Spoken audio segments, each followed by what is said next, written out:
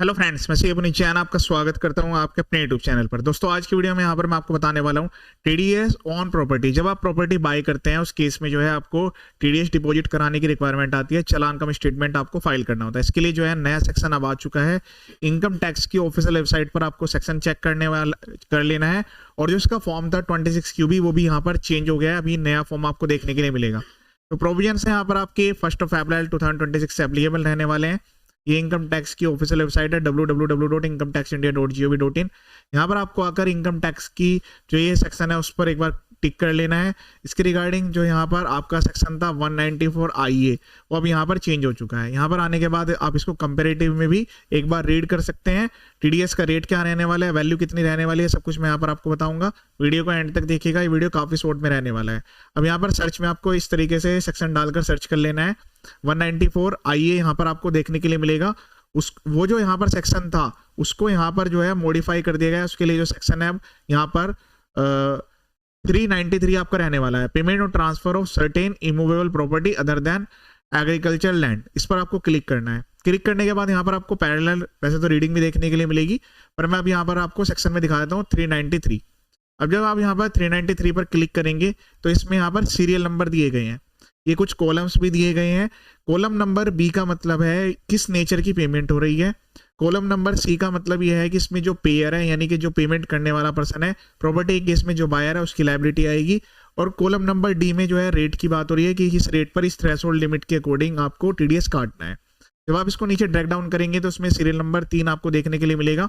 तो यहाँ पर जो है इसका जो पार्ट 1 है, ये section 393 table 1 serial number 3 part 1, तो इसमें आपको ये वैल्यू यहाँ पर देखने के लिए मिलेगी। ध्यान रहे, ये जो प्रोविजंस मैं आपको बता रहा हूँ यहाँ पर रेजिडेंट के लिए, टेबल नंबर 1 में रेजिडेंट के लिए प्रोविजंस दिए गए हैं। यानी कि जो बायर है वो रेजिडेंट है और वो रेजिडेंट एक रेजिडेंट पर्सन से ही यहाँ पर प्रॉपर्टी खरीद रहा है। मतलब सेलर भी रेजिडेंट है, बायर भी रेजिडेंट है, तभी यहाँ पर ये वाला सीरियल नंबर वर्क करेगा।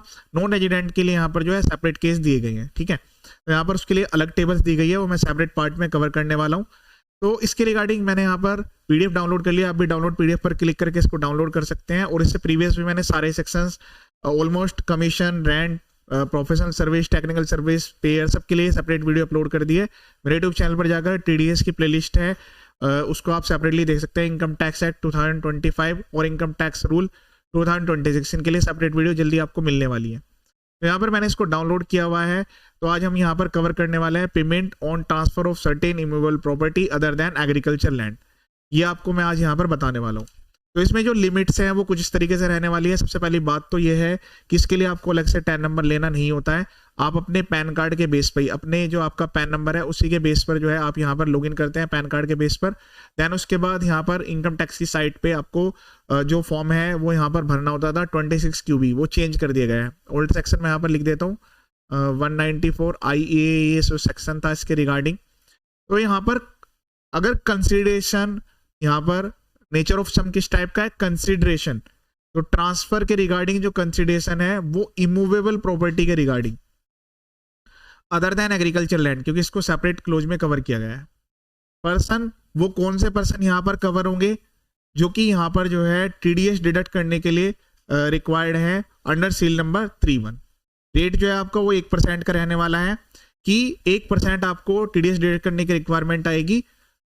वैल्यू क्या रहेगी, तो यहाँ पर ये क्वेश्चन हमेशा से मेरे पास आता है। 26 QB में भी मेरे पास काफी बार ये मैसेज आया कि सर हम किस वैल्यू पर टीडीएस डिडक्ट करेंगे। तो वैल्यू जो आपकी रहने वाली है इन दोनों में से जो भी हायर है वो यहाँ पर रहेगी।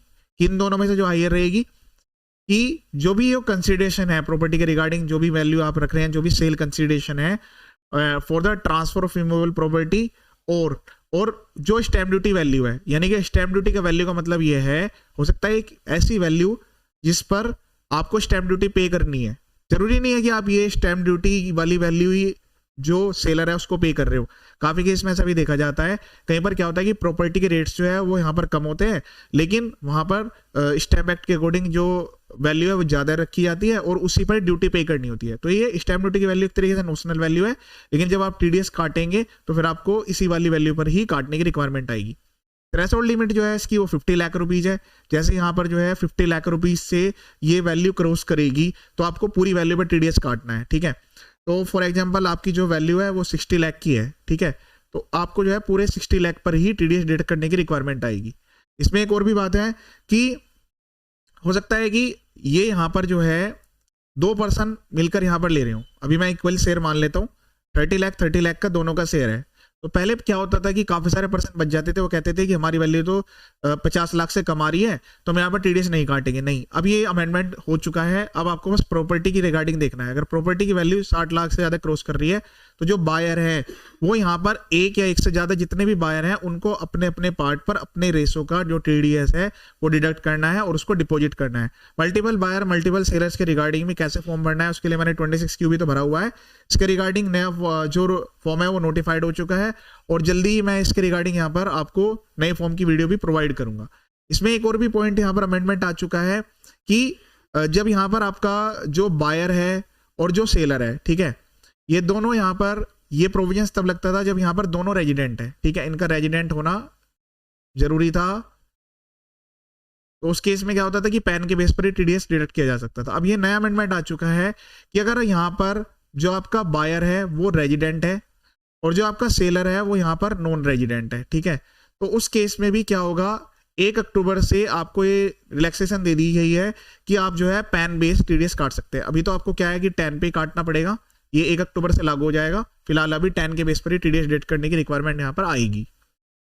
तो अब आपको यहाँ पर जो टीडीएस डिडक्ट करना होगा वो यहाँ पर सीरियल नंबर 3 सेक्शन है 393, नया सेक्शन यहाँ पर आ चुका है 393, इसको आप सर्च कर लीजिएगा। उसके अकॉर्डिंग आपको टीडीएस डिडक्ट करने की रिक्वायरमेंट आएगी। रेट आपका सेम है, 1% का है और उसके अलावा जो आपकी यहाँ पर वैल्यू है 50 लाख से ज्यादा क्रॉस करते हैं आपको इस प्रोविजंस का ध्यान रखना है। अगर आप यहाँ पर वायलेट कर देते हैं तो आपको इनकम टैक्स से नोटिस जाएंगे और बाद में फिर आपको टैक्स इंटरेस्ट पेनल्टी भी देना पड़ेगा, ठीक है। प्रॉपर्टी के रिगार्डिंग ये जो सारी चीजें डिटेल्स है आपको AIS में भी देखने के लिए मिलेगी, रजिस्ट्रार के द्वारा भी अपलोड होती है और बैंकिंग चैनल्स के द्वारा भी ट्रैक हो सकती है। तो इस प्रोविजंस को बिल्कुल भी अवॉइड नहीं करना है, टाइमली आपको टीडीएस डिडक्ट करके जमा कर देना है ताकि आपको कोई लेट फीस, इंटरेस्ट और पेनल्टी ना लगे।